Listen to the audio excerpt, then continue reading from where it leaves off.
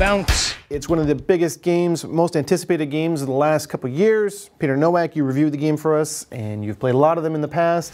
Everybody who doesn't know anything about Grand Theft Auto only knows about it as a really violent game involving some thugs, these three thugs in particular. What are some things that people who don't know anything about this game need to understand about why it's such a cultural phenomenon? First is it's a technological achievement. It's the pinnacle of virtual worlds on this current generation of video game consoles, Xbox 360 and PlayStation 3. That's important because virtual worlds are going to become more important in the future in terms of social interaction and commerce as well. It's also important as a social satire. Yes, it gets a lot of attention for all the morally reprehensible things you can do in it. We're gonna move quick, and we're gonna keep cool.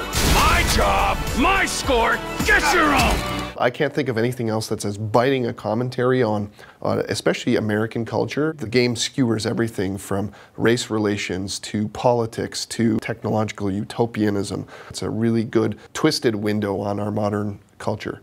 And you're plainly addicted to chaos. Well, I'm not sure that's true, Doc.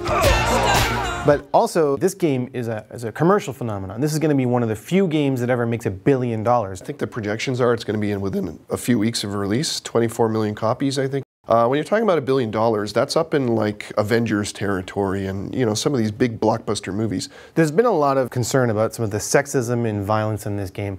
Is it reprehensible on its own merits, or do you have to choose to be reprehensible? Yeah, I think you do. I mean, in this game, you can basically sit on your couch and smoke weed. You can go to a strip club and fondle strippers. It is rated mature, but you don't have to do any of that stuff. And you can actually do a lot of really almost seemingly innocuous stuff. You can learn yoga. You can play tennis games with your partner. You can partake in a triathlon. Anybody who plays video games already knows what this is about. Hopefully people who don't play video games got a little bit out of this, and maybe they'll give Grand Theft Auto a second chance.